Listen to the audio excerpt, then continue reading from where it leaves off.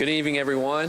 My name is Thad Rohr, and I am the superintendent of Friendswood Independent School District, and I'd like to welcome our neighboring communities here to Friendswood, our partners from Creek and from Pearland and from Alvin.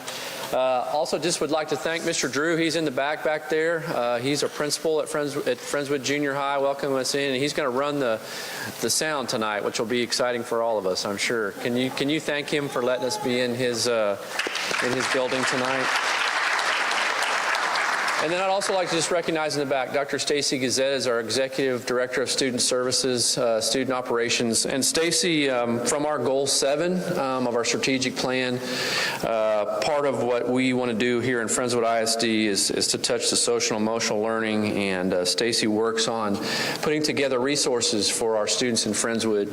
And then just would like to ask Amanda McLaughlin, our Executive Director of the Bay Area Alliance and Friendswood Cares, for those of you who are in Friendswood, know her from that website and the great work that they do to help out our families. To introduce our outstanding panel, I'd like to just a personal shout out to our Friendswood ISD folks who took time out of their schedule tonight to come and talk about this important information. So on behalf of Friendswood ISD, we welcome you this evening.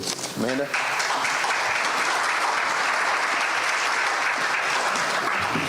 There's a height difference, so I have to make some adjustments there. Thank you, Thad, so much, and thank you again. Thank you, Mr. Drew and Friendswood Junior High, Friendswood ISD for welcoming us with open arms.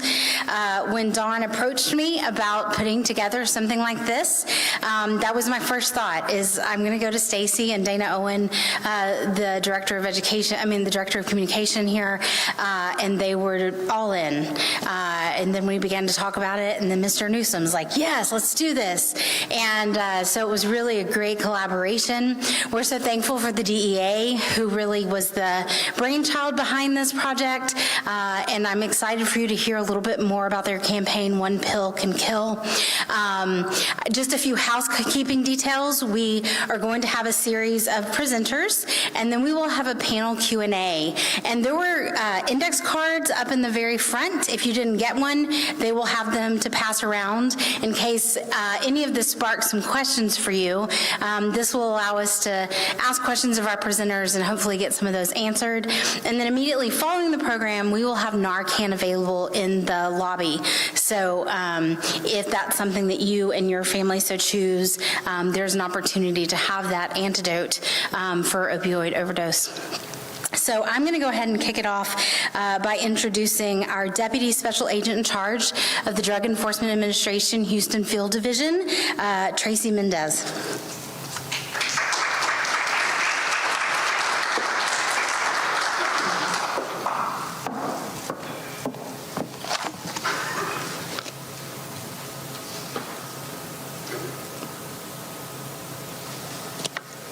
Good evening, everyone. Can everyone hear me okay?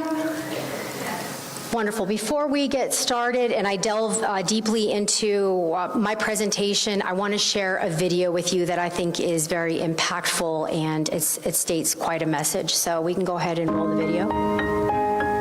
My son Noah passed away in August due to fentanyl poisoning. Noah was an only child for 11 years. The sweetest boy, perfect kid, never gave us any issues, was involved in Little League football from the age of 4, beautiful smile, sweet spirit, prankster, just full of life. At midnight, I received a phone call. And the first thing I hear on the other side of the line is a girl screaming in the background. And it was one of those screams you hear in a horror film. So immediately I knew something was wrong. So when I get the phone call, the other person on the line says that she thinks Noah overdosed, right? It was the friend's mom. And she said, I've been doing CPR on him for 20 minutes. And she said, every time I push on him, there's just vomit coming out of his mouth. It's coming out of his nose. She's like, I'm tired. And I said, please don't stop. Turn him on his side. I'm begging her not to stop. And she said she wasn't going to stop until EMS arrived. We rushed out as soon as we could, and we get to where Noah was at his friend's house. And I step out of the van, ready to rush into this home to see my son, to help him. And my mom standing maybe 5 feet from me.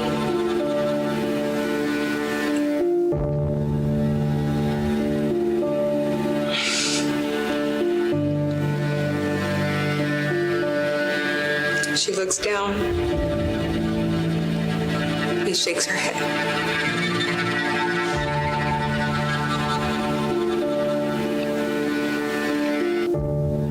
I knew right away that I had just lost my son. I fell to the ground and I screamed and I yelled, cried.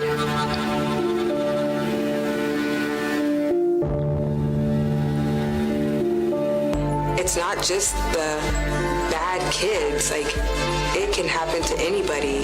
And I always tell the parents, like, don't ever say that, not my child, because I'm sitting here today. I would have never thought my honor roll student, football player, athlete would not be here today. Never thought.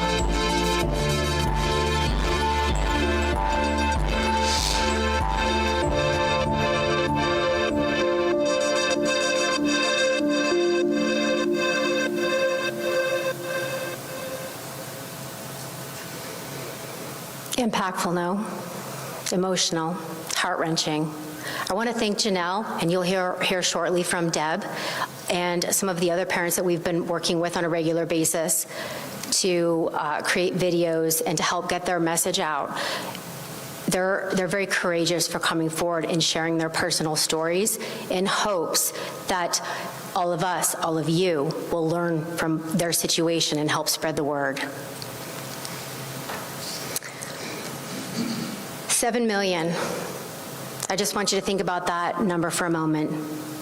7 million, it's a pretty high number.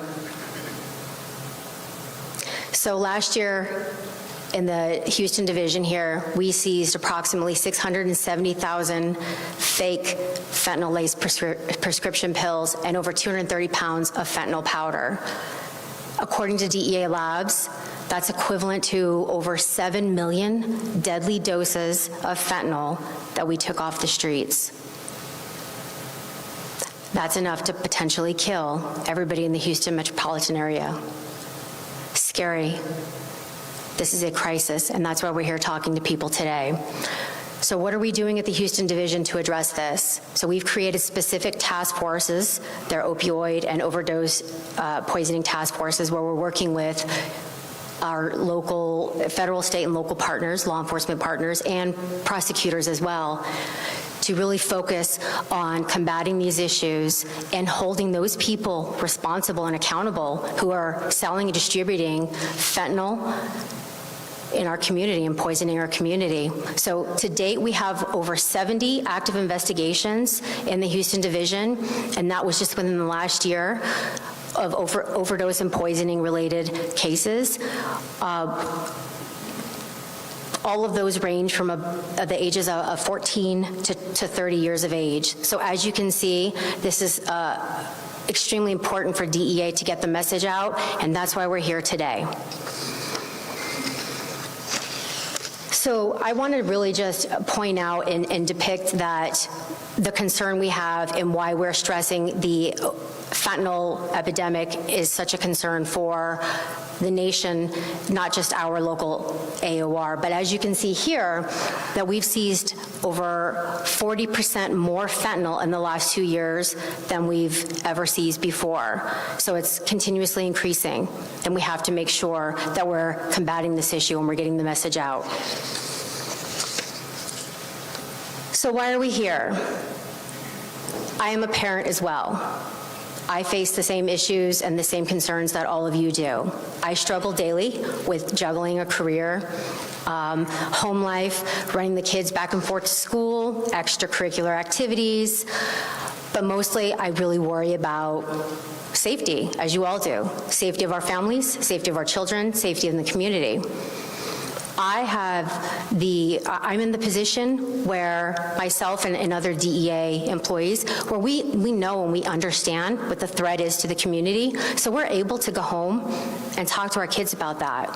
So what we wanted to do is, we got together at the Houston Division, and we decided that we needed to come up with a way where we could share that information with you. So you have the same information that you can go home and you can talk to your families, your children, neighbors, friends in the community. And we want to make sure that we get our messages out to you so you can continue on with the messages.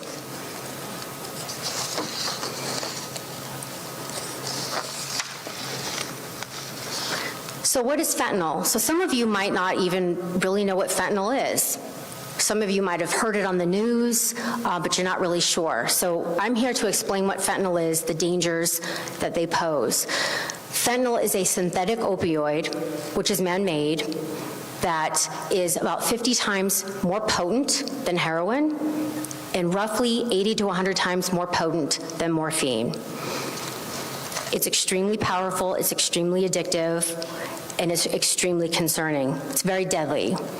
So I wanted to take this picture and put this up there for you guys to look at for a moment. So we know that there's two Mexican cartels, the Sinaloa and CJ&G cartels, who are mass producing fentanyl, and they're producing it in different ways. They're producing fentanyl powder, and they're creating fake prescription pills that's laced with fentanyl. They're smuggling it into the country, and they're spreading the poison throughout the nation. But look at this. This is a secret lab that was seized in Mexico that was mass producing fentanyl. Now, when we think of laboratories, we think of something that has pristine conditions, it's regulated, people are walking around in lab coats, they're doing concise measurements, making sure dosages are what they should be. That's not what's happening here. So remember this photo as I go forward and talk to you a little more.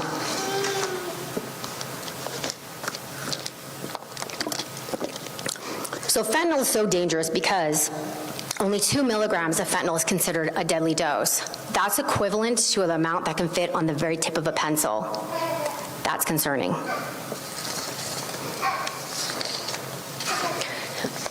So how are they making it?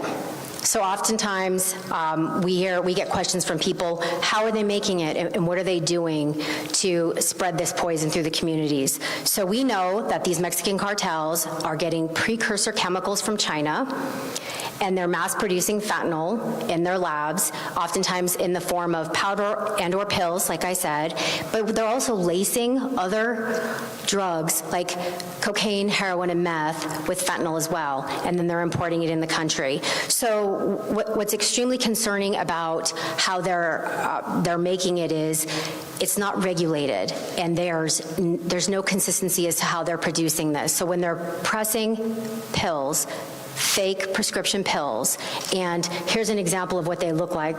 Common fake pills that we're seeing is Oxycontin, Adderall, and Xanax.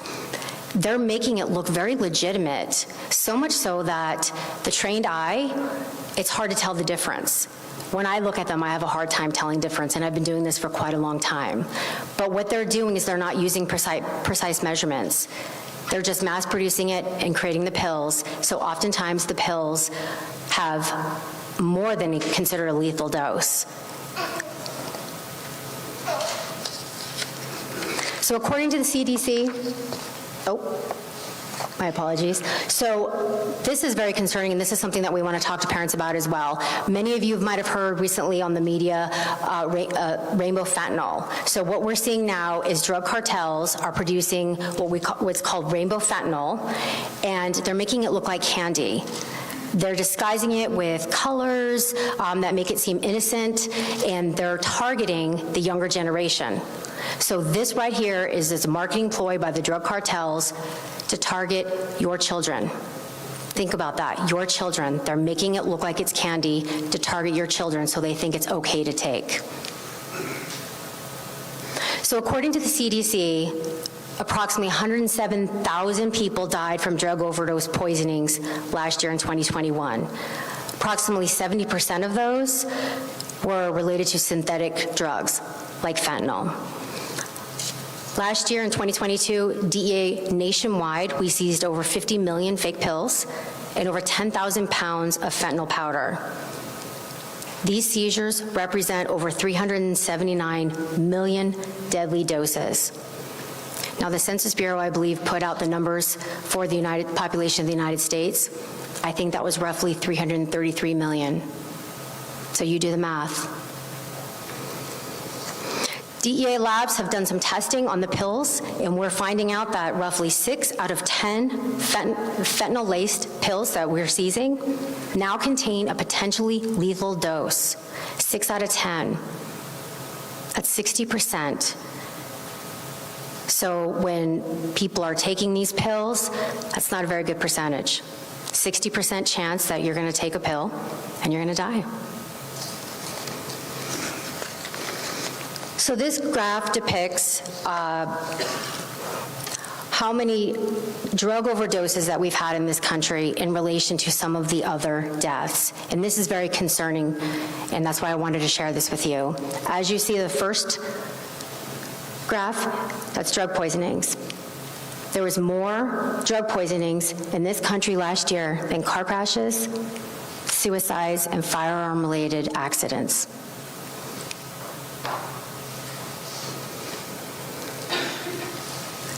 So now you might be asking, well, how are they doing it? How are they marketing it? How are they selling this to the community, to our kids? So parents, I really want you to pay attention to this one and focus on this one.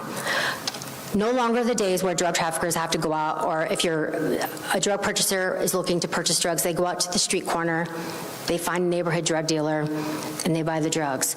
Now with technology and creation of smartphones, drug traffickers easily have access to your kids, to you, to anybody in your own home. And they're doing it by marketing their products and selling it via social media applications. This is a list of some of the social media applications that they're using. You have Snapchat, WhatsApp, Facebook, Instagram. So what they're doing is they're marketing their product by using very innocent-looking emojis, as you see up there. Normally, we would look at something like that, and as a parent, we have no idea what that is. Sadly, a lot of the younger generation and the youth, they understand what those emojis stand for. Oxy, Xanax, Percocet, Adderall. And then what the buyer will do then is send a quick message to whomever is selling the drugs. They go to a private chat, and then they make an order. So now, you don't even have to leave your home to buy drugs. So all you have to do is use payment method, electronic payment method, like the examples up there, Cash App, PayPal, Venmo. You make the payment, and then you can have it delivered to your home or anywhere. This is very concerning for the country as a whole, but for you as parents, this is very concerning. I really want this to resonate with you as a parent, how these drug traffickers are marketing their products and they're selling their poison to your kids. As a parent, one of the messages I'm trying to really relay to all of you today is you have to pay attention and monitor social media activity and make sure that you understand what those mean.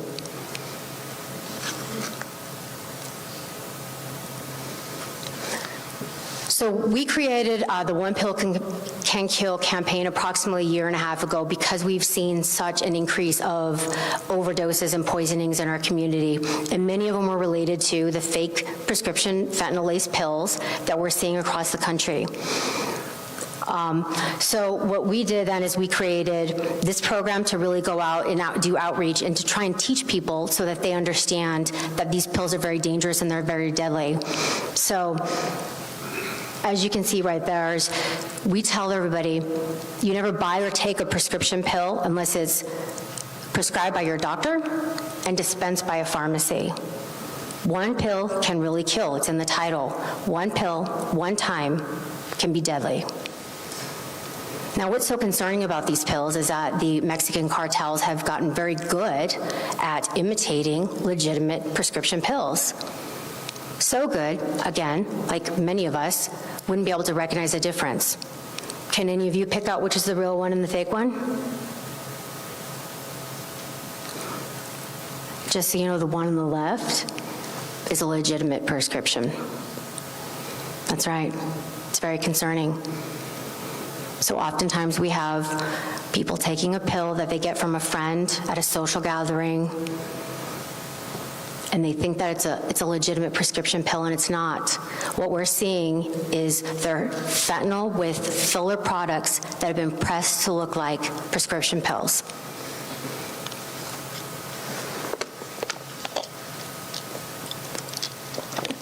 So what we're asking of all of you is to go back home, talk to your children, talk to them about the dangers of taking pills, taking experimental drugs at parties and so forth. This is what we want to make sure that all of you understand, is by talking about it, by spreading the word and getting the word out.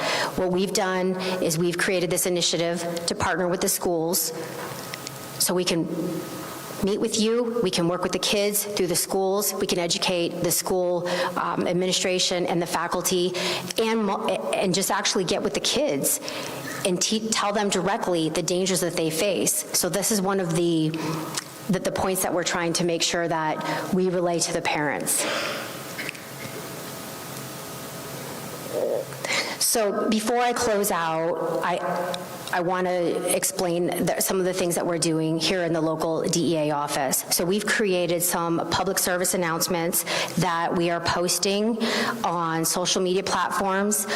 We've been working with the media to try and relay the message to everybody, but we're thinking that we might be missing necessarily the target audience. So we want to get our message to the kids. We want them to understand that they're not really taking what they perceive as an Adderall or a Xanax, that they're actually taking a fentanyl pill. So we've created a few videos.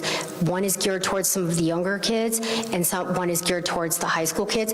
I just want to share these with you so you as parents understand that this is what we're trying to show your kids in the school, so you're aware. If you can go ahead and roll one of them, please.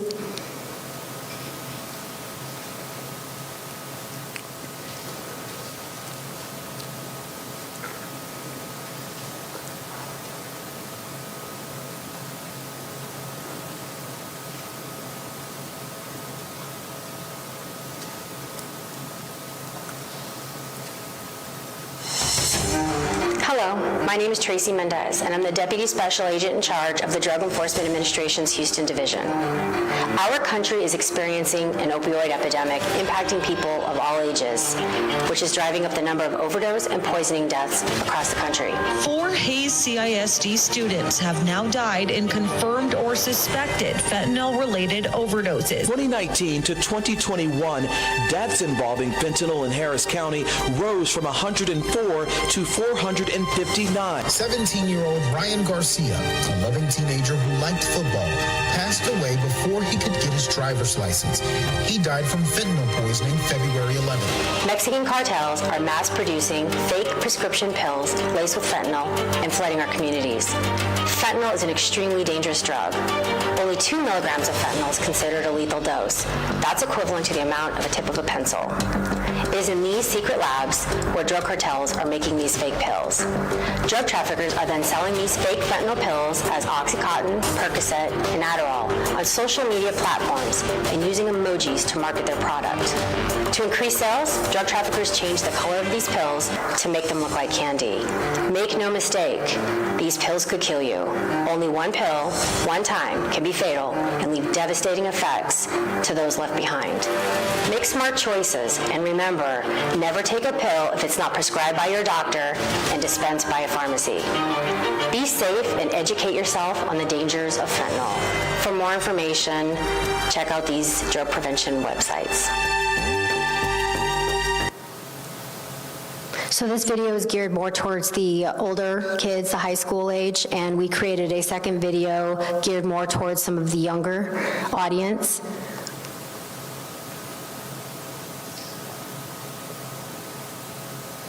Hello, my name is Tracy Mendez, and I work for the Drug Enforcement Administration.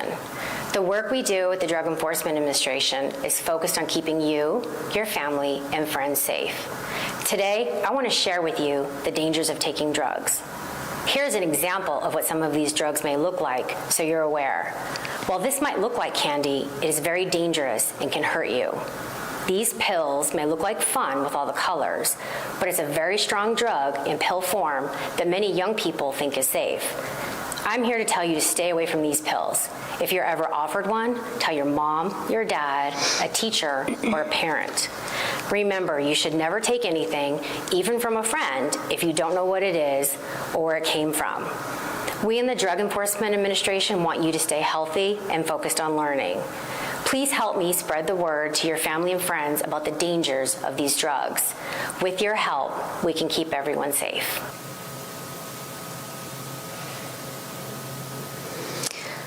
So in closing, I hope that we were able to, DEAs, to provide some information that you are not aware of and to provide some resources. You can go to DEA.gov and there's the emojis, there's some of the other information that I talked about today, and there's some other links and websites that you can go to get some more information. I personally want to thank all of you for taking time out of your busy schedules to join us tonight. I think this is a very important initiative that we're doing, and we wanted to make sure that we are relaying the message to you, to the parents, to the schools, and to the kids. I also want to stop and take a moment to thank Friendswood ISD for partnering with us and hosting this event, as well as Bay Alliance, Clear Creek ISD, Alvin, and the last one is Pearland ISD. So the participation of everyone, and we're live streaming this. Hopefully we're getting the message out to as many people as possible. And I know that we'll be available later for questions, so thank you for your time.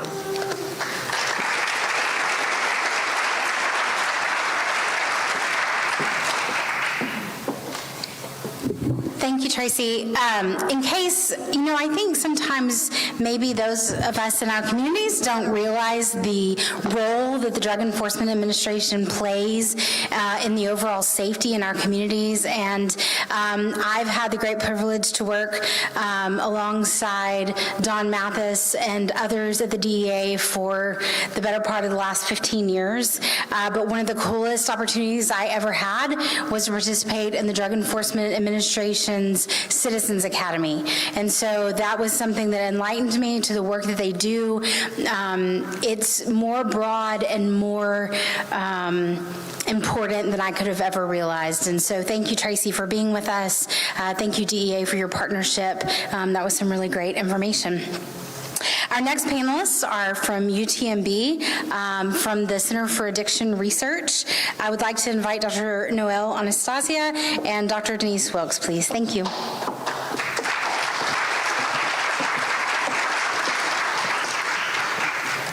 Ready? Good evening, everyone. First, we'd like to take the opportunity to thank you all for inviting us. And we are just a couple of the members of the UTMB Center for Addiction Research. Our mission with the Center for Addiction Research is not just to inform our community and do science and research, but we also have strong efforts in community outreach, education, as well as to the research and medicine approach. So we were asked today to talk to you a little bit more about the science behind fentanyl and opioids. And so before I get started, I wanted to go back to what are opioids, and that the fact that our bodies and our brains actually do generate endogenous opioids. And these, you've probably heard of them, called endorphins, for instance. And these are important because they help us live, and they're released during behaviors of when you're exercising, when you're socializing with your friends, when you're eating. Those can induce release of these natural opioids. And when they are released in the brain, they They sit here and they act on these. This is in a cartoon of two of your neurons talking to each other. And one of them will release the endorphin, and it'll act here on a receptor on this other neuron. And this is known as an opioid receptor. And when this opioid receptor here receives that signal, it tells the brain and the body it suppresses pain, it'll slow your breathing, produce a sense of calm. And these endorphins are naturally released again. So many of you have probably heard of a runner's high, for instance, right? When somebody's doing a marathon and they hit that point where they're at for me, I don't know, might be mile 6, getting to 26 a little hard, but then they don't realize that the pain is gone and they enjoy it. And those are what your normal endogenous opioids do in your body. But there are, in addition to those natural opioids, as you've heard, there are the other substances that act on this exact same opioid receptors in your brain. These, however, can produce stronger effects than those natural opioids. And these substances do have medical uses. You've probably heard of morphine, Vicodin, oxycodone, Percocet. Fentanyl is actually a medicine as well that is used commonly after surgery or in end-of-term people with cancer.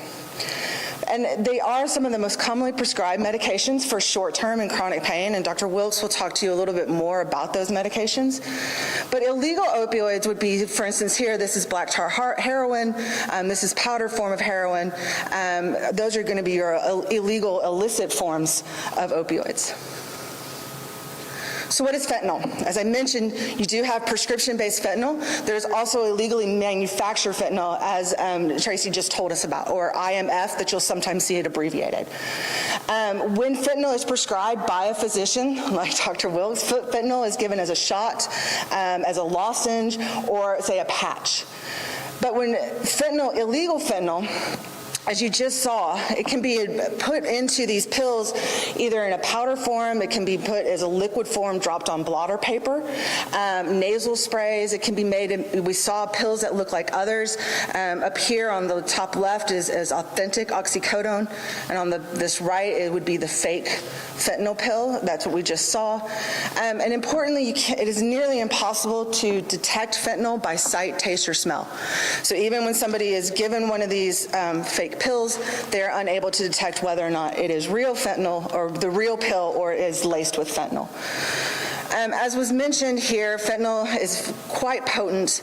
Here you can see, and this is heroin fentanyl, and then this is carfentanil, which is another derivative of fentanyl, and just a very small amount of either carfentanil and fentanyl relative to heroin can induce the same effect within the body and within the brain. So can you overdose on fentanyl? Yes. Yes, absolutely. What is an overdose? We get that question a lot. What actually constitutes an overdose? An overdose occurs when a drug produces serious adverse effects and life-threatening symptoms. So overdoses don't occur just with opioids. Other drugs can induce an opioid. But this is the definition of an overdose. Fentanyl is the most common drug involved in overdose deaths in the United States currently. As we saw, many drug dealers are mixing fentanyl to increase their profits. Is essentially what they're going after. And as our director, Dr. Catherine Cunningham, has mentioned in a recent news article, and you've probably heard as well from the DEA, no drug on the street is safe right now. So this is the most striking graph I could probably find, and this is actually from the CDC, and this is the 12-month period ending in the number of drug overdose deaths for Texas. So the United States as a whole has seen about a 30% increase in drug overdose deaths. What you'll notice here in these white open circles are the predicted values. The black squares are the actual reported values. And what I've highlighted here is January 2020 to January 2022, and you can see this marked increase.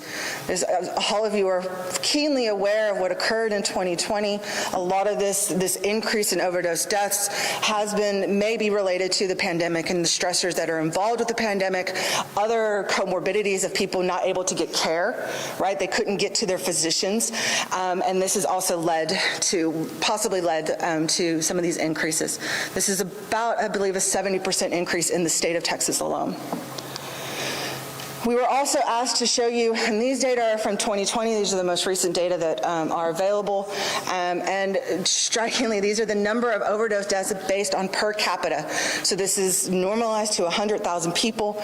You can see Orange County has the highest number of overdose deaths, and for those here in the audience, Galveston County is second and is ahead of both Harris and Brazoria County and the number of overdose deaths.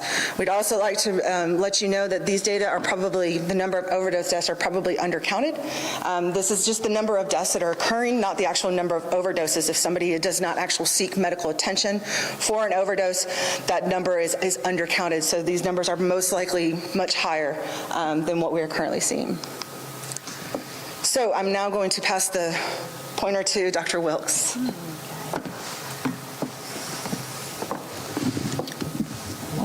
Hello, everyone. So to give you a little background about me, I'm an anesthesiologist and a pain physician. I spend my days around opioids. As an anesthesiologist, we are delivering opioids by IV to people who are having surgery. To give you an idea, the 2 milligrams I was choking on, that is huge. Have I ever given 2 milligrams? No, never. And I was thinking about something. I'm going to go off my slide, sorry. I was thinking, how can I, so the dose that I give people who are having surgery throughout surgery, about maybe every hour, is 1/3 of the weight of your eyelash. So take your eyelash that falls off occasionally, cut it into thirds. I give 50 mics of fentanyl every hour while the surgeon is, fixing stuff. 50 mics. That is small. So yes, when we say it's really, really powerful, it just doesn't take much. So, and then, uh-oh, wrong button. Okay, well, you haven't met me. So anyway. So it's this one, and the pointer's the right one. All right. Don't hit the stop button. Not the stop. Anyway. It's two of us. These are all coming up. How are you going to recognize if something's going on? And this is actually the #1 drug that anesthesiologists abuse. And we know what we're doing. And I've unfortunately had the experience of catching one of my, actually it was a trainee. I train future doctors. So these are the things that you're going to see. If somebody is actually addicted and they survive these unmeasured doses, which is a challenge. But you might see very small pupils, drowsiness, like they're talking and they just nod off. Especially in a young person, that's going to be very odd. Of course, breathing. If you find anyone unconscious, put your face right next to their face. You can feel their breath. You can look at their chest. You can see how they're breathing. Fentanyl kills by stopping the person from breathing. It's a very powerful respiratory depressant, and that's why it kills you. Certainly, there can be choking, gurgling. They've lost their protective mechanism for keeping the saliva, and the cough and the gag reflex is gone because they are so deeply sedated. We can do, and another example is people who are really, really sick, we induce anesthesia for heart surgery with fentanyl. And you can make somebody completely unresponsive to any type of sensation. So, of course, they'd have a limp body, cold, clammy skin. discolored and bluish, meaning they're not oxygenating very well.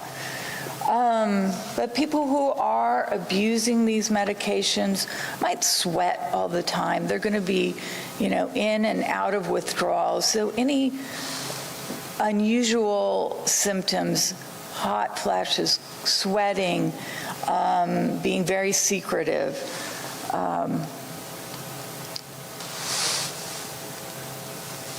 how do we treat? First thing to do is call 911.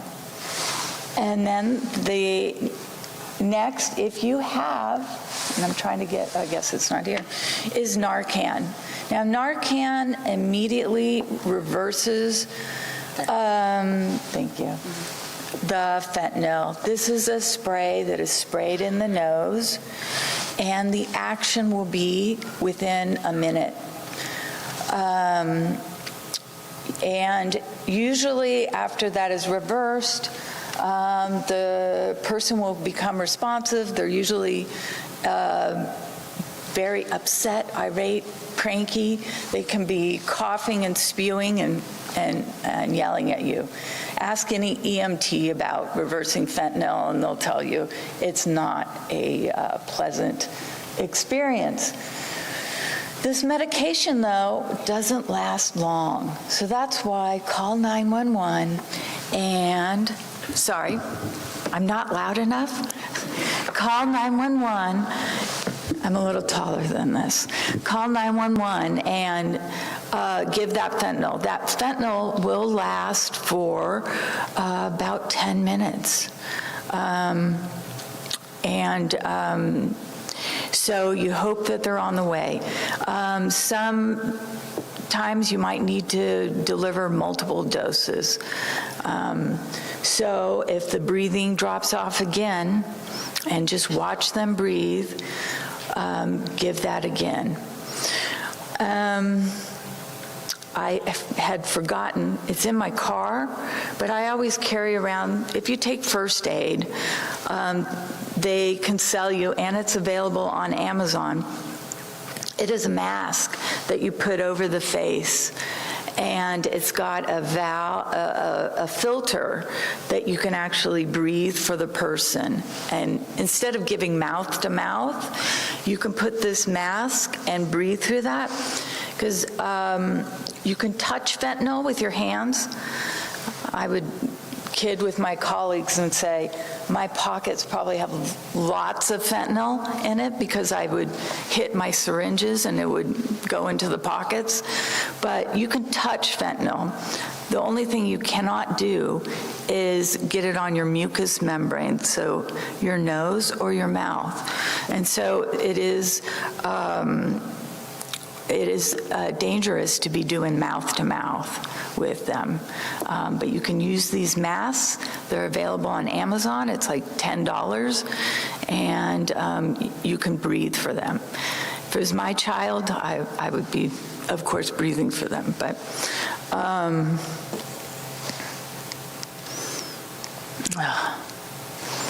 all right. Recovery. In my line of work, it's like truth serum. You tell your anesthesiologist or your pain physician everything that you've done in your life, drug-wise, how much you drink at night, because we tell you, well, if we don't know, we might not give you enough medication. And so I do work with a lot of people who lead very functioning lives, who have been treated and they're maintained on medication. Sometimes they've gone to a supervised inpatient detox to get off. There's inpatient resident, there's also outpatient. It's just depending on the person. Oops, darn it, just when I thought I got it. And they'll use medications that are called medication-assisted treatment. This essentially binds to those receptors and is just less damaging to the body so that it prevents them from going out and seeking more fentanyl and other drugs that are not measured and accurate in the dose. So those are methadone at methadone clinics, buprenorphine, and naltrexone. Also a lot of counseling, but this, and this is my last slide, is usually after somebody gets addicted to fentanyl or many drugs, this is a lifelong process of continuing treatment. So for their lives, they are, after they go to a residence, they taper on these medications to diminish the cravings, and then they graduate to an outpatient, and they continue that treatment. Sometimes they're able to completely wean off, but others continue to take this medication for the rest of their lives. As an anesthesiologist and a pain physician, we then have different ways to treat their pain and to treat them for surgery so that we don't cause a relapse. But as soon as I see somebody who's gone through this, I usually greet them with a congratulations. Congratulations, you made it, and you've recovered, and you're doing well. So let's not go back. Let's not slide backwards. Okay? I think that's all I have.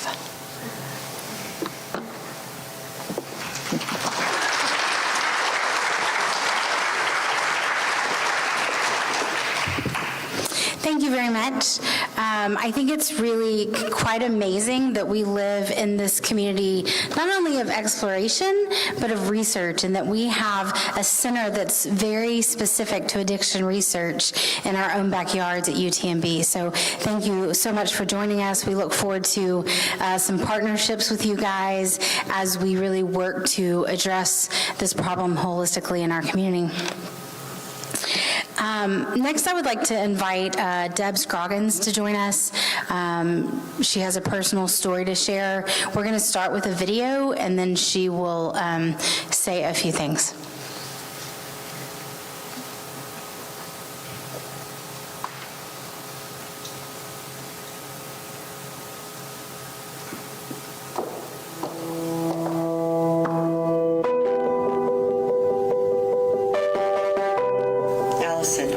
She was beautiful, smart, tough, excellent athlete. She was 21 years old. She was 4 months from graduating from a paralegal program. It was St. Patrick's Day, actually, and she was with a friend, and they were celebrating St. Patrick's Day, having a good time. She thought she was buying oxycodone, and it turned out to be laced with fentanyl. She, I guess, laid down because she got sleepy, and the next morning she was gone. She didn't wake up. This wasn't an overdose. This was a poisoning. She did not know. She didn't have a clue that there was fentanyl in this pill. Don't think it can't happen to you or your family, because that's what we thought. She was on track. She was doing well, great grades. She was my only daughter, and she's gone. Allison's not going to have that wedding. She's not going to get that law degree. She's not going to have a baby. She's not going to get to do any of those things. I want to bring awareness to people so that it doesn't happen to anyone else.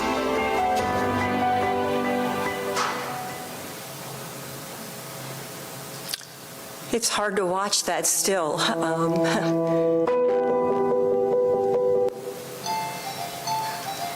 The mom in the very beginning, the first video that you saw, everything that she said, I'm not going to repeat, but it's the same thing. It's shock. You just don't think it's going to happen to you. We're the normal family, and day-to-day things. She was a great athlete. She had a good group of friends. You just don't think it's going to happen. We got the call just like the other mom, and It's brutal. I don't want anybody to have to go through that. So I guess my message to you is sort of what Tracy said, is talk to your kids, talk to your neighbors, talk to everybody that you know, because this is a crisis.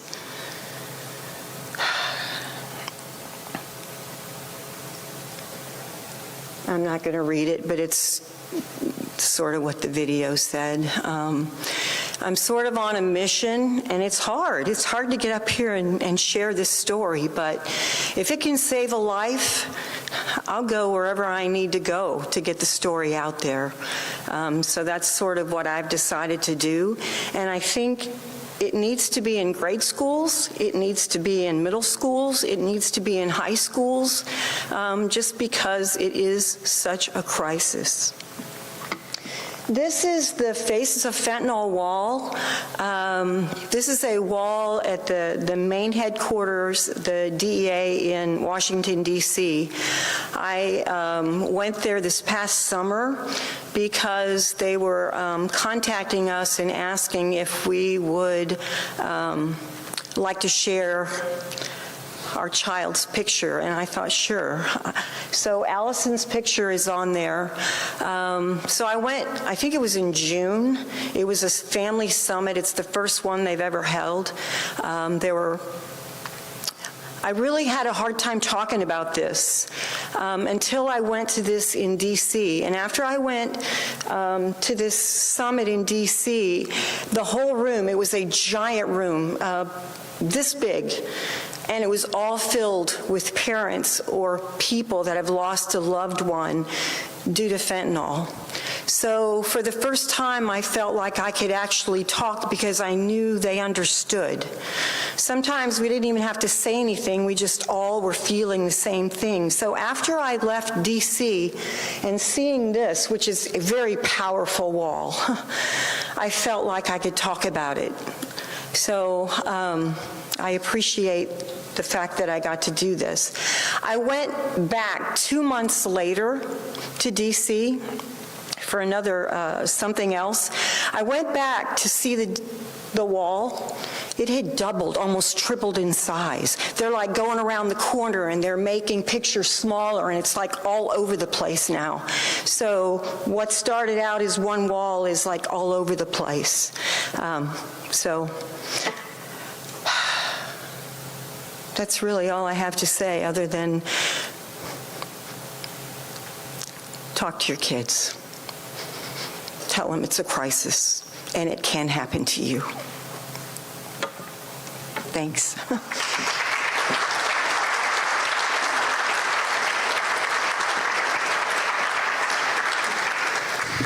Thank you so much for your courage. I'm not sure if you would. Could you go back?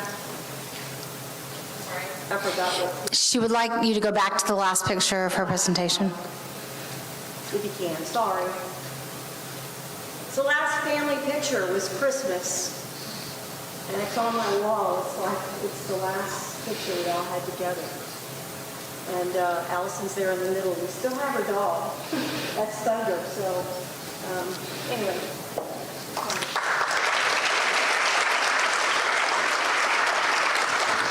Thank you so much for your courage to share with us. What I noticed and what is most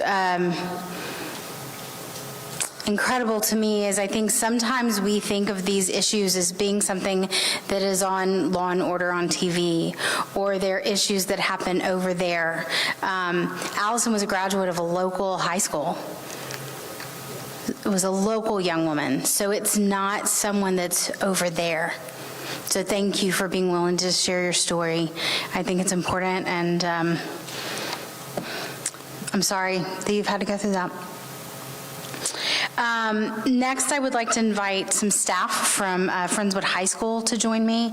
Glenn Newsom, Assistant Principal, Abby Kynard, Student Support Counselor, and Jason Ives, School Resource Officer, to share a little bit from the high school perspective.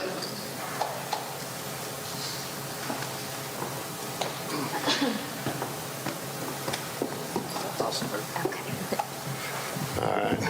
Hey, Hey, good evening. And again, just want to echo what people have said. We're just so glad y'all came out tonight. As an assistant principal, I get to deal with teenagers every day, both the good, the bad, the positive, the negative.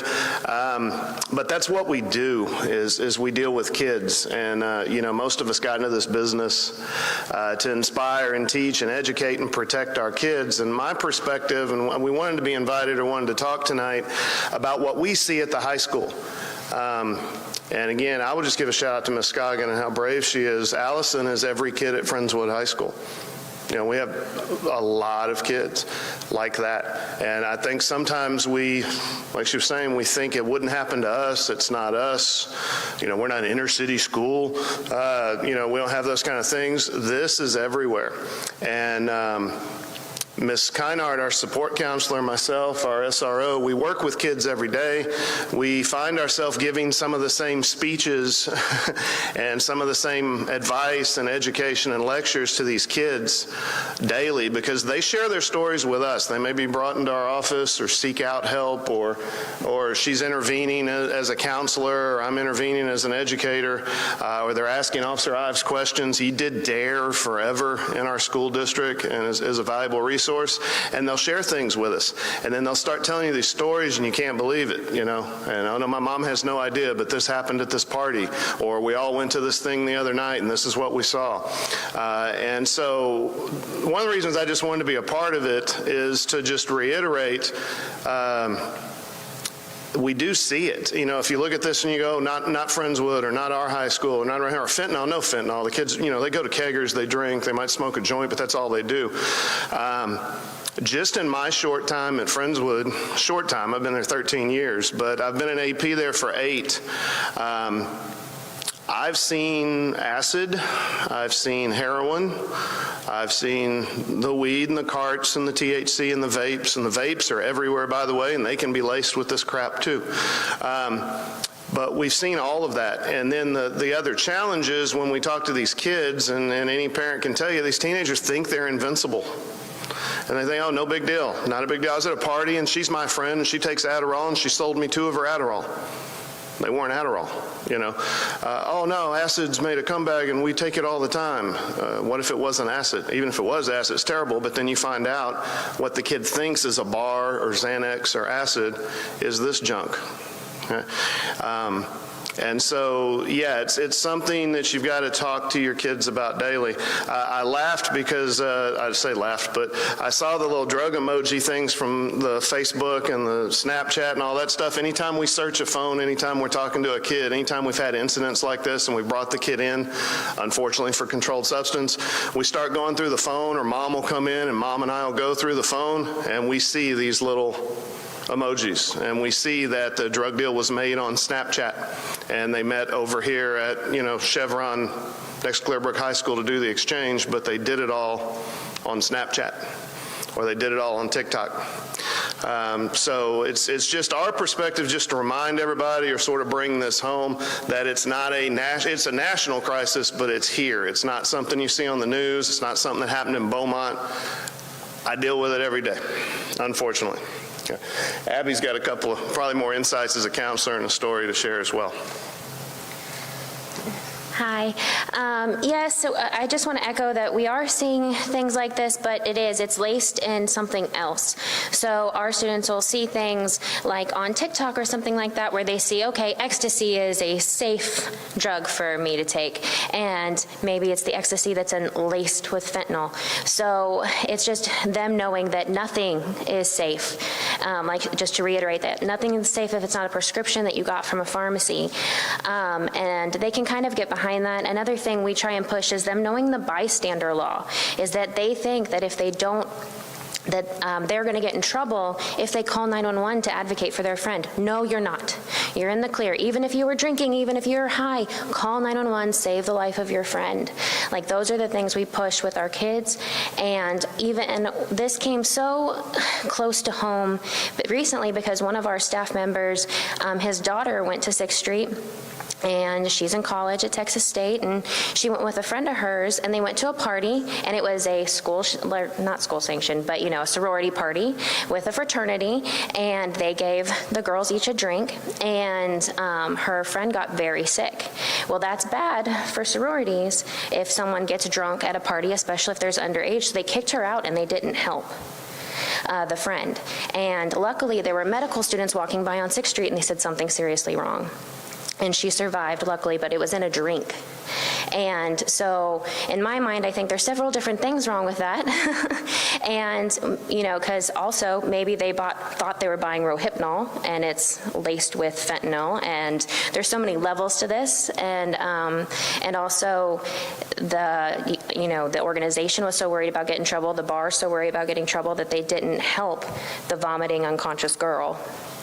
So just those sorts of things to be aware of as well. And then just to add on with what Mr. Newsom was saying, with Snapchat, if there was one app that is very dangerous for your children, it is Snapchat. And because you can't monitor it, they do it in stories that disappear. And I know everyone has it, but they're texting on that. Like if you check their phone, they're not texting so that you can see it in a text message form. They're texting in Snapchat. And there's a lot of things going on Snapchat that are dangerous, and there's constant spammers that are spamming them on that app all of the time with bad things. So just that's a little PSA against Snapchat for the kids. And so yeah. Oh, and the emojis, that's an important thing. And if anyone's interested in sort of like a digital forensics or like emojis. We have a lot of information that we've gone to trainings and gotten, and that's really important with like knowing if your child has a fake account and what all these emojis mean, because there's emojis for other dangerous things and not just drugs that they're speaking with. So. Folks, I'm Officer Ives with the Friendswood Police Department, one of the school resource officers over at Friendswood High School. I've got 4 daughters, so I am quite blunt with them. Been 17 years in law enforcement, 10 years on patrol, a few years doing the DARE program, and then 5 years now with the high school. Been on the TAC team as well as several other things, but this is one of the most important details that I've ever done. Again, like saying having 4 daughters, I am very blunt with them. I do not believe in sugarcoating anything with them, and it's still a scary moment. They're all in their 20s now, but still, I'm still over them, still talking to them, still trying to make sure that they understand a lot of the dangers out there. And I take that same type of attitude to the kids at the high school. I don't sugarcoat anything with them. When we actually have a lot of issues with the vaping, with the THC carts and all that, one of the first things I do ask them is, do you feel like you're addicted to this? And of course their answer is no. And I tell them that's BS. It's nicotine. You're addicted.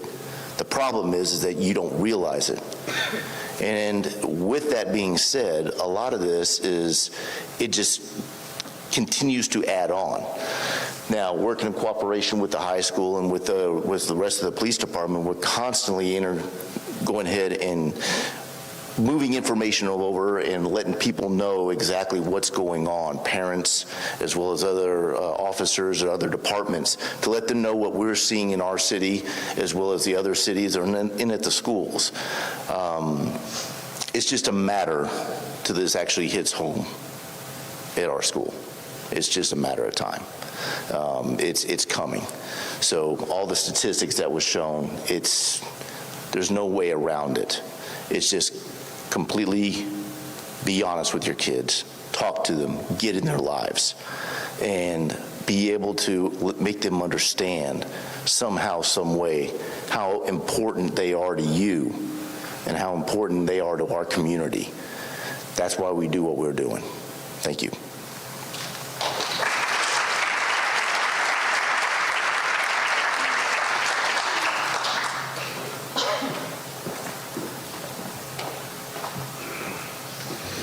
Thank you guys for sharing your perspective. In just a minute, we're going to have our panelists come and join us up here. Before we do, my name is Amanda McLaughlin, and I run a local nonprofit organization called the Bay Area Alliance. We serve primarily Clear Creek and Friendswood school districts, but we're excited to partner for this event with Alvin and Pearland. In nearly 20 years of working in prevention, I have to say this is the scariest thing that I have seen.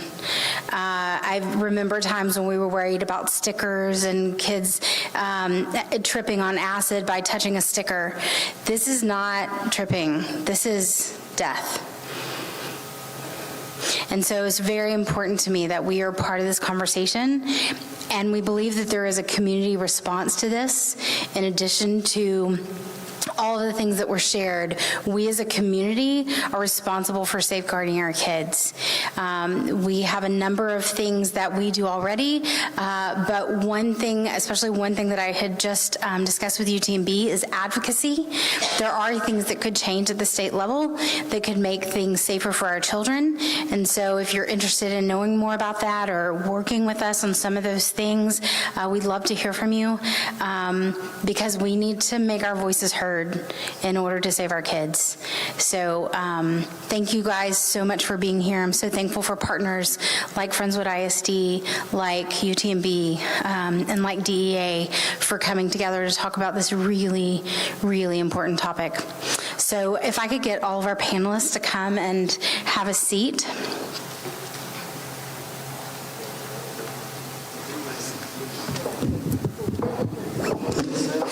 While they come up, does anybody have completed cards? My staff will come and grab them from you. Anybody have a completed card with a question? Okay, my staff, if y'all will come, there we have some folks. If you'll just put it in the air and they'll come grab that from you. We also had some questions submitted. Well, I hope they didn't disappear. Lindsay, can you come here a second?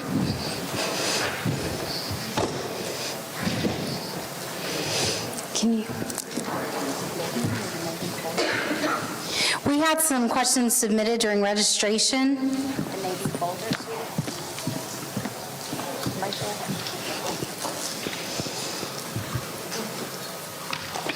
I need this one here. Thank you. And so I'm going to go ahead and start with some of the questions that some of our folks who registered have already given to us. Some of these things have been answered. Basic questions like, what does fentanyl look like? I think we've seen quite a few examples. But I think that one of the questions, and I think this is one I hear quite often, I think, Tracy, you might be the best person to answer this question, but if drug dealers know that there is fentanyl in whatever it is that they're selling, knowing that it's deadly, isn't that a bad business model? Can you hear me okay? Okay. Yes, thank you for the question. So what we're seeing is drug traffickers are selling fentanyl-laced products to drive up the potency levels, which is driving up the level of addiction, which is driving up the number of their customer base, ultimately for one reason. They want to make more money. So we don't necessarily think that the intent is to cause fatal overdoses, but they are trying to drive up the level of potency of their product because they want to continue customers, and then bottom line is they just want to make more money. So make no bones about it. These drug traffickers, these Mexican cartels, they don't care about any of us. They don't care about my child, your child, any members of the community. The bottom line is they're just trying to make money, and they're going to do it any way that they can. I hope that answers the question. Yes, thank you very much. So another question that was asked, and I think this may be a question for our UTMB friends, what are we doing to try to gather data on the exact numbers of people who are dying from fentanyl, especially in Galveston County and Harris County, for specifics? Hello? I can get really loud. Can you hear me in the back? Awesome. We're working, a lot of that information is coming from the medical examiner offices, and so it's trying to gather that information so that it is actually reported and then updated. So that's where that information would be coming from. And we do have some contacts within the Galveston County medical examiners, and this is some of the information that we're trying to move forward. There's also, for those who aren't aware, the state of Texas did just receive, and Denise can correct me, about $18 billion due to the opioid, in part from the opioid epidemic lawsuits that were filed against some of these companies that were selling oxycodone. And the state has set up the Texas Opioid Epidemic Task Force, and Dr. Wilkes is a member of this task force. And so this will be helping to get treatment out. We do know that those who suffer from substance use disorder or addiction, it is a brain disease. If you're going to have somebody have treatment for diabetes, we need to stop treating this as a moral failing and help these people get treatment. So that, as Dr. Wilkes mentioned, the road to recovery is there and possible if we all come together as community and help these individuals. And so that is a lot of the work that is going on in the center to show that these drugs are changing the brain. If you want, I can talk, my husband is here, I can talk ad nauseum about how they are changing the brain of these people. And as mentioned, starting the road to addiction is keeping these people in, and they're wanting to get it. So we need prevention, we need education, and we need treatment. Thank you. I'm just going to ask if you will respond into the mic, because we are live streaming, the only way that they can hear that. So that's why I handed it to you. Yes, so the Opioid Abatement Committee, I'm one of the 14 members on that committee, but yes, we are meeting, we are trying to take proposals to increase our knowledge on the number of overdoses, because it's poorly reported at this time. So this money will be spent, as she said, to gather knowledge, because we really don't know all the numbers right now. We know that we don't know, and to reach, to educate people, to reach people with naloxone, with rescue medication, and to treat opioid use disorder, which is needed. Okay. I have some school-based questions, and I don't know for sure that you guys can answer all of them, but I think it does start a conversation. And so one of the questions is, do schools have a way to test street drugs for fentanyl on site, or does it have to be sent away to confirm the presence of fentanyl? I can't answer that, actually, because our SROs, I know Officer Ives had to get back over the soccer game. They've got some small test kits for certain things, and there are things, if we confiscate, that they can test, but essentially it only tests usually for like THC, marijuana, that kind of stuff. Anything else would have to be sent off. So there's no way for us to sort of catch it there or test something and go, oh yeah, that's laced with it. We would have to confiscate it, give it to the officers, and the police would have to send that off. And then, you'll know when it gets back, but by then it's probably too late. Okay. And that was the other question, was how long, what did it take to get results back? Another question, and this is one that actually Dr. Wilkes and I have spent some time discussing, but do our school clinics keep Narcan?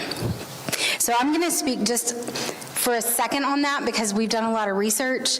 There is a law in the state of Texas that says for our nurses to have Narcan and administer it to a student on a campus, they must have an ongoing order from a physician. And not all physicians are as amazing as Dr. Wilkes, but traditionally, campuses in our community, our districts in our community, are having a really hard time finding physicians who are willing to do this. To my knowledge, and this was hot off the presses from the nurses in the greater Houston region, Fort Bend is the only district who has adopted the policy to keep Narcan on campus, because they have an order, a standing order from a physician. So that kind of answers the technicalities of that. And I think part of it's going to relate to stigma, because just like Ms. Scroggins said, it was a poisoning. Her daughter was poisoned because she didn't know what she was taking. And so I think we have to begin to look at Narcan like we look at EpiPens. A student may know that they're allergic to peanuts, and they may not ever put a peanut in their mouth, but they may be so allergic that if somebody's eating a peanut butter sandwich next to them, then they have a reaction. So we have EpiPens on campus in order to treat that. So I think we have to begin to look at Narcan in a similar way. So where can you get Narcan? It's a good question. I'm going to let you, I think it would be really great if we could sort of demonstrate how we utilize the Narcan, how simple it is, and it's not scary, and there's no needle. I put her on the spot, sorry.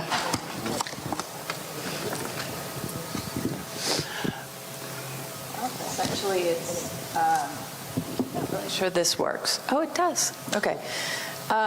Essentially, this is it's like Afrin, and so you just place it in the nose and then squirt. So you would squirt in each nostril, and that's how you deliver Narcan. Okay? So tell me, if I had a heart attack just because I had a heart attack. So it wasn't opioids, but you thought it perhaps could be, and you administered Narcan to me, what would happen? Nothing. So there is no detrimental effect. So if Narcan is given to somebody and it's not a poisoning, a fentanyl poisoning, nothing would happen. Narcan, it reverses an opioid. So it just wouldn't have that much effect. Nothing would happen. So where can we get Narcan? So your physician can prescribe Narcan for anybody. There are a few pharmacies that will dispense Narcan for free. One in Galveston County. It's not many. But any physician, if you're concerned, you can ask for a prescription, and anybody should be able to prescribe this. It's Heart Pharmacy. Heart Pharmacy. Pharmacy. Thank you. We have it here tonight. So before you leave, if you're interested in carrying it on you, we will have that available. Yes, Abby. Well, go ahead. I just wanted to add that, we've been in talks with the PD, so even if it's not an official, school mandated thing, that the officers have Narcan, and they were, I believe, working to get more of it, and for school safety officers are on campuses, so it's easily accessible. I will say NCCIC is not mandated for them to carry it, our school liaison officers, but some of them do carry it on their own. Now there is an expiration date, which I am assured that if we use it past the expiration date, use it. Give them 2 if you have to. It's better than nothing, but when it comes to our school nurses, their responsibility is a little bit different. So administering an out-of-date Narcan would be very different than us using it. So, Tracy, can I ask a question? Are you seeing fentanyl in cannabis? So we've received some indication that we've found fentanyl mixed in basically all drugs across the board. And I mentioned the other, 3 before: heroin, coke, meth. Yes, we've seen it in ecstasy. We have seen some indication of that. I just don't have those statistics readily available. But it's very concerning because we're finding that to drive up, like I stated, the level of potency, they're putting fentanyl in everything now. Nothing is safe. One of the questions I had, are you seeing this on college campuses, and how bad is it at that level? I don't know that we really have the strong statistics on that, but I will refer you back to Tracy's presentation where those 70 cases were ages 14 to 30. So surely there is college age, like Allison, who was finishing paralegal school. So I think that it is everywhere, college, high school, and people even working in the community. And here's our last question. Is this information being presented, well, this is specifically to FISD students now, and if so, what grades? Mr. Newsom, could you speak to that? Abby can speak to that. In Friendswood, we always want to, get community buy-in and transparency first. So this is step one, is, talking to the community and the parents, and before we do anything with students directly. And I think our shacks function in that capacity a lot as well now. The student health advisory, school health advisory committees, and they have mandates from the state, but a lot of those types of things have to go through that shack committee before they can be rolled out into districts. Is that accurate, Mr. Newsom? Yeah, that is, and we have several committees that sort of function in that way, but one of the blessings of Friendswood is this partnership. Our SROs are on campus. We probably weekly, between Thad, myself, other administrators, are talking to Chief Wieners or one of the SROs. Our counselors are super supportive, groups like y'all.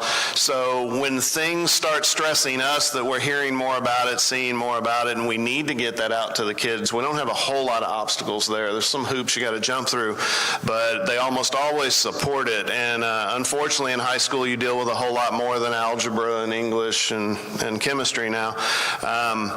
So we've had some issues with teen suicide and those numbers raising and things like that, and it didn't take very long, and there was not much obstacle in the way for Abby and them to start preparing some presentations, present thing to parent committees, present thing to the board, and then we roll out an education information sort of thing to the kids, and we have the ability to roll it out kind of in a mass way. All our kids take English.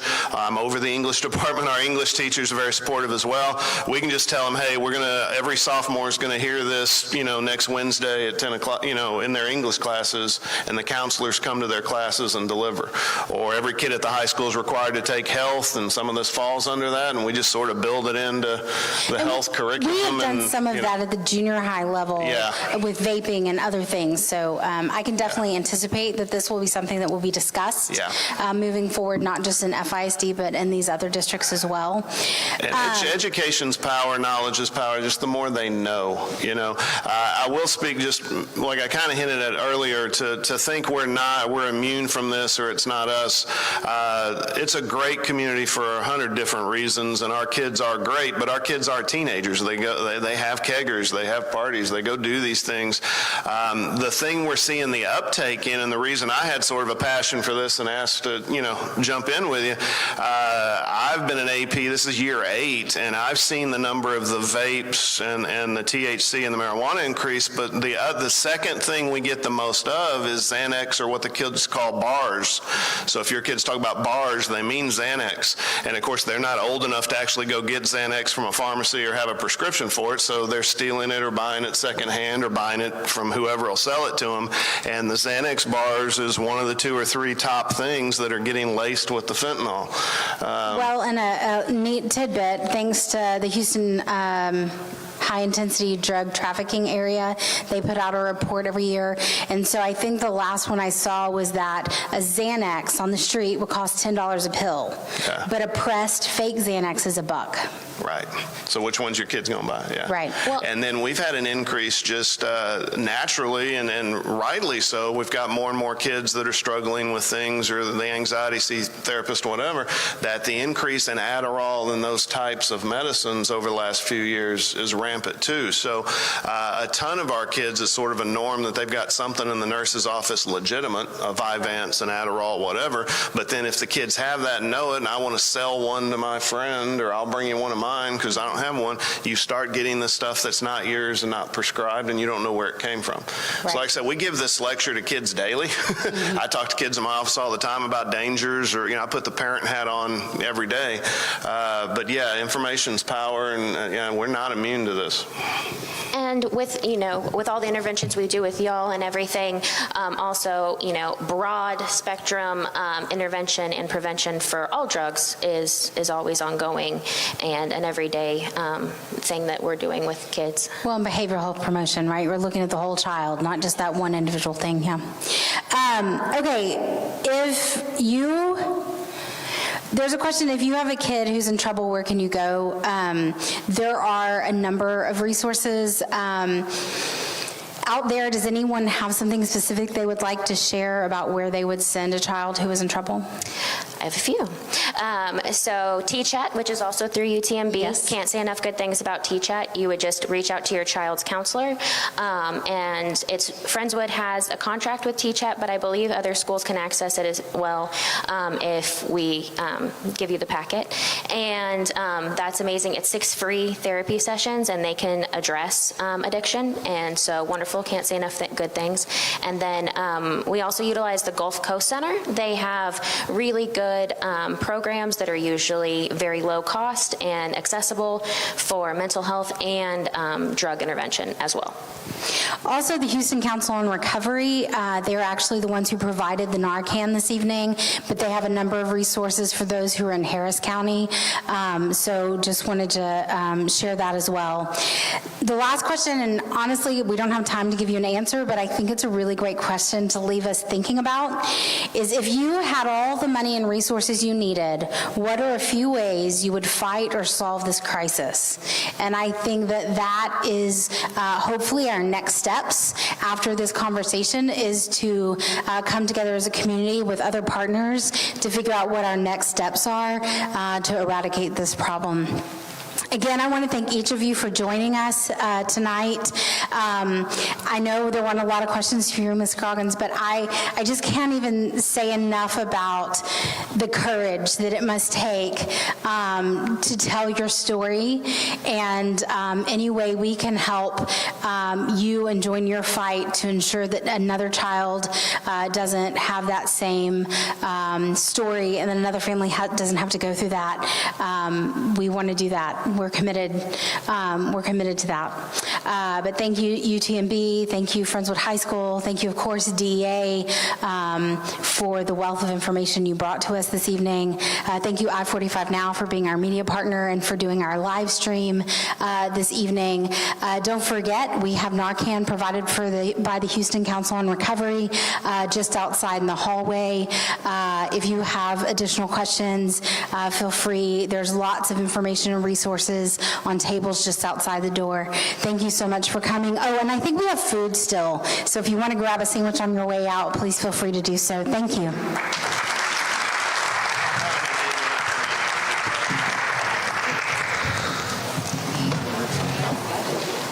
I'm sorry for putting you on the spot, but I thought...